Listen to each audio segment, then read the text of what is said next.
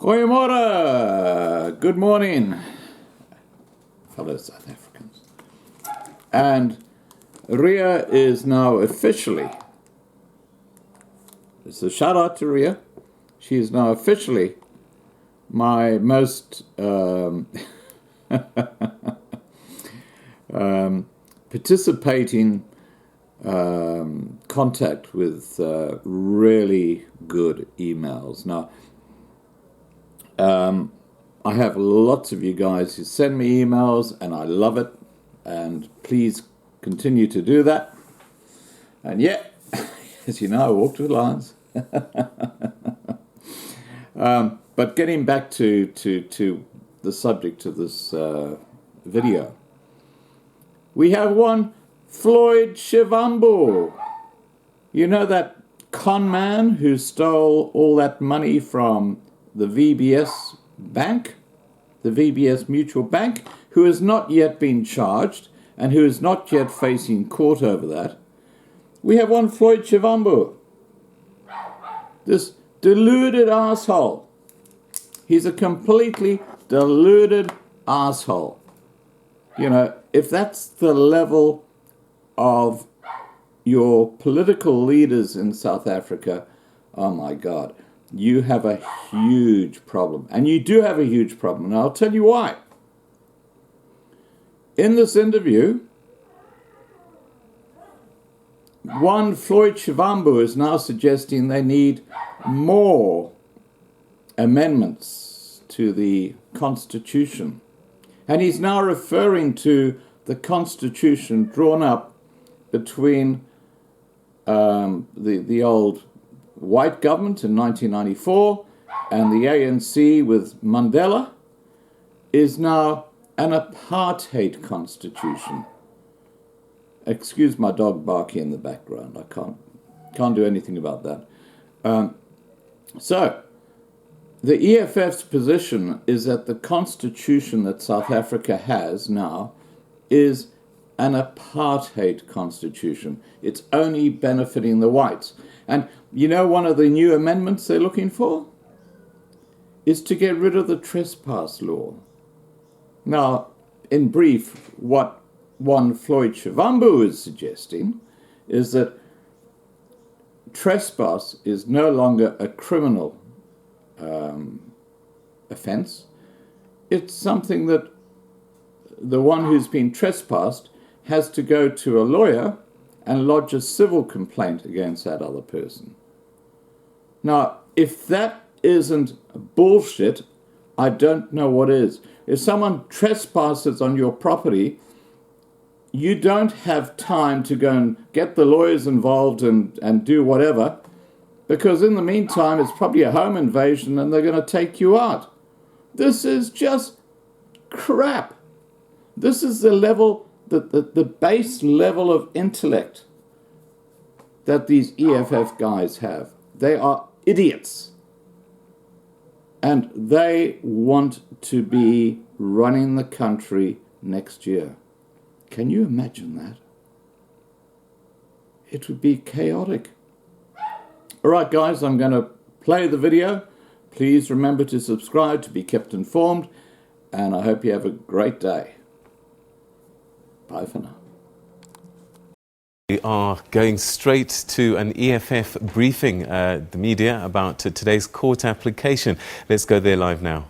The leader of the opposition was arrested not less than 15 times for contents of his speech. So if we take this apartheid legislation and say it continues to have effect in law, it means that every time EFF leaders speak about their policies, are going to be arrested, and we cannot allow that to happen in a democratic dispensation. So we're happy in terms of the arguments that have been presented, and we're confident that when the judgment comes back, we're definitely going to be victorious, and we're going to make sure that this part of the legislation is declared unconstitutional. And one thing which South Africa must know is that the ruling party has refused to repeal more than 2,000 apartheid legislations of petty apartheid laws and substantial apartheid laws. We had proposed in Parliament that there must be an ad hoc committee that will repeal all apartheid legislation, but the ruling party voted against that motion.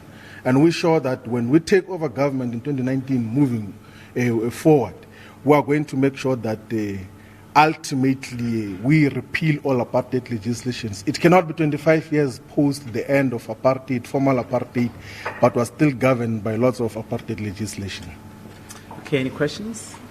Can I just ask Yes. one? You're also challenging the Trespass Act, and effectively what I understand you to be saying is that you don't want, where people are occupying land so-called illegally, you don't want the police to be brought in to remove those people. What is the argument there? So the essence of our challenge to the Trespassing Act is that those who want to challenge the so-called trespassers must engage in civil legal action instead of criminal action. So the police must not be involved. There are so many remedies that people can resort to, like interdicts, like getting a court order to evict the people who have invaded certain or have like now occupied the land. Instead of calling the police to come and brutalize our people and criminalize them, let us have a civil option in terms of the law that will deal with the Trespass Act. That is the essence of the argument that we're making with regards to the Trespass Act. Because it was part of the apartheid set of laws that were meant to criminalize black people. So basically what we're doing now is to undo what apartheid used as political instruments and through legislation to criminalize the existence and the movements of black people wherever they were supposed to move to here in South Africa. So it's one of the issues that we're dealing with. We're undoing apartheid through the courts because in the political space, the ruling party is not willing to undo apartheid. And what do you say? I mean, the NPA made a whole point about this is going to cause anarchy and all of this kind of thing. How do you respond to that? The NPA's argument is out of context altogether. So the NPA is representing narrow interest, effectively, of AfriForum in terms of what happens. There's not going to be any chaos that is going to happen here. That is why even in the EFF, in the call which the president is being charged for here, he said that let us occupy all unoccupied land. We're not just going to invade people's homes and productive farms and all of those things. That is not the policy position of the EFF. The policy position of the EFF adopted in the first National People's Assembly is that we should occupy unused land because people cannot continue to stay like pilchards, like pigs in informal settlements when nearby there is vacant land which they can occupy rightfully.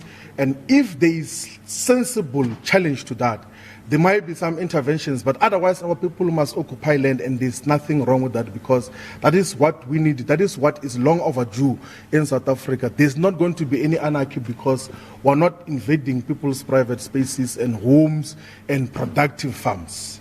But by doing so, is the EFF not in essence then rendering the state ungovernable? Because why are you not part of the collective agenda to, of course, have land expropriation without compensation? In that way, you have a peaceful way where land is given back to its rightful owners. The EFF is actually at the forefront of the constitutional process to permit for expropriation of land without compensation.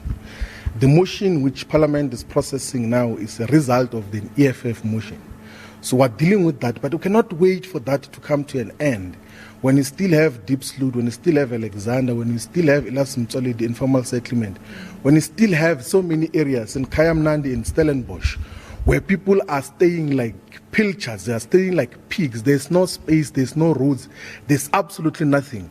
And nearby there are spaces, there's vacant land which is existing either it's under private ownership or private hands. We're saying that let us occupy that land for residential purposes in the immediate, and if there's a sensible legal challenge to that, of course we'll comply with the law. But in the immediate, we are encouraging our people to occupy the land, and that doesn't replace the fact that as the EFF, we're at the forefront, we're actually leading the process of amending the constitution to permit for expropriation of land without compensation. But is that not a recipe for violence? I mean, people are going to retaliate when their land is just invaded.